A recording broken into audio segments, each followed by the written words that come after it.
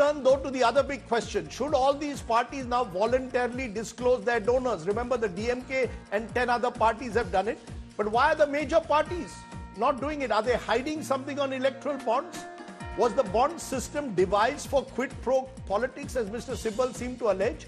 Is there a better system out there of campaign financing? These are some of the questions I will raise. Jayaprakash Narayan is founder Lok Satta movement that has pushed for anti-corruption. You know, Jayaprakash Narayan, you're listening to the politicians.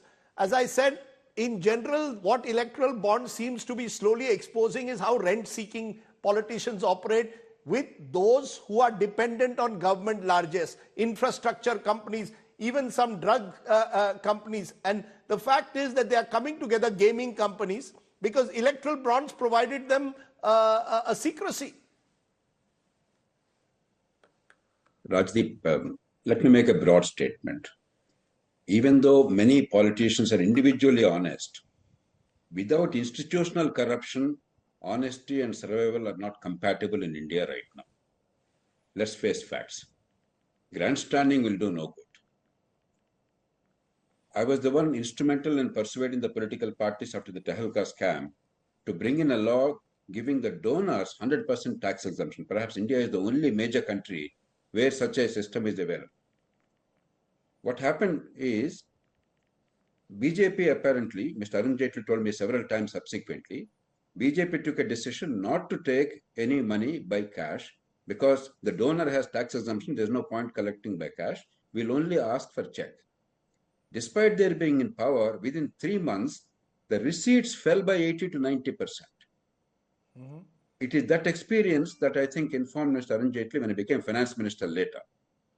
And therefore, he thought of a lawyerly solution, not a democratic, transparent solution, but he wanted a solution where the donor gets tax exemption, the party gets by not a cash, but accounted money, and spend it in an accountable manner. This is how we landed in this mess. But see the situation before the electoral bonds. I have some numbers here, 2004 to 2011, in those 8 years. The major parties, only 8% came from disclosed sources. 8.9%. Indian National Congress, only 8%. BJP, only 17%. BSP, 0%. Nationalist Congress Party, 6%. CPM, 1%. So we are not looking at a perfect world and a bad world. We are looking at an imperfect world. So within that, we have to figure out a solution. We definitely require transparency. Nobody in a democracy can argue against transparency. We need to know where the funds are coming from, how they are deployed. We also require a situation where cash is not the primary source of funding political parties, unaccounted and illegitimate. So we are pretending as if there is no cash economy. The total money you're talking about in electoral bonds in the last 14, 15 bonds or checks, it's only about 5% or less than 5% of the total political expenditure in India. I come from a state of Telangana. I know intimately Andhra Pradesh. I'm sure many of us know what's happening in Tamil Nadu and Karnataka. Let us not pretend that this is the money that is being spent. A single state in an assembly election is spending 10 to 12,000 crores in some of the major states. So the real challenge is much bigger. We are now using a red herring instead of addressing the problem and finding a solution. There are two central issues we have to tackle. One is, can you create an electoral system where this money distribution and vast expenditure, hundreds of crores of rupees per Lok Sabha in some cases, tens of crores of rupees for assembly constituency per candidate, that we can give that up and have a decent electoral contest. It will take a lot of doing. Mr. Vajpayee, as Prime Minister, used to say every day, we are lying through the teeth. We are telling the people that we spent only within the ceiling limits. The first affidavit we're filing itself is a lie. No, give me a solution. Give me a solution, Jayaprakash Narayan. I think everyone knows the problem that electoral bonds were only a fraction of what political parties spend during elections. What's the solution? Kapil Sibal said, there are once you solutions. collect through the bonds, give it to each MP in a fixed proportion. Does that work? It's a bad idea because this money is meant for the political parties functioning. It's not about election finance.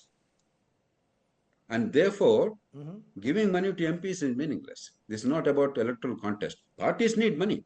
Politics is a noble endeavor. How can you run a party? How can you run a campaign? How can you do research? How can you do campaign? How can you publicize? How can you have public meetings without resources available, legitimately collected, legitimately spent? This is not about election expenditure alone. Election expenditure is where most of the cash is deployed. Sir, So but that's a bad solution. That's Sir, a but the very worry is that if you start encouraging, incentivizing people to give by check, how do you incentivize them? Because the fear is that the moment you do it through check, if you give it to the opposition, the government will go after you. That's the fear. That's the difference between us and the United States, for example.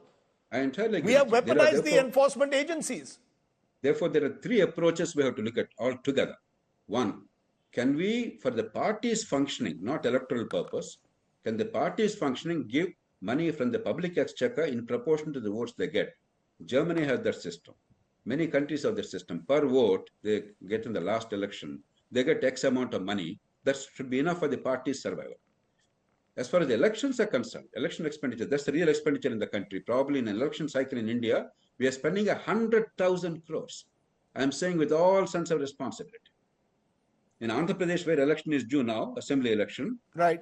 Anybody who knows politics of Andhra Pradesh knows roughly about 10,000 crores is going to be spent in that state. Telangana, where we had elections a few months ago, we spent about 8 to 9,000 crores in Telangana. Everybody knows that we're pretending it doesn't exist. No, that cannot be addressed by all these things. One, we have to create a framework in which you don't have to buy vote. You must change the electoral system. In the first past the post system, where the marginal vote is all important, in many states. What's your second? The second one is, can we create a political economy where the political executive or the party in power cannot determine the economic fortunes of enterprises and individuals? Right now, there's no real rule of law. Number three. But in reality, it's not there. It will not happen overnight. Okay. We have to now start doing that.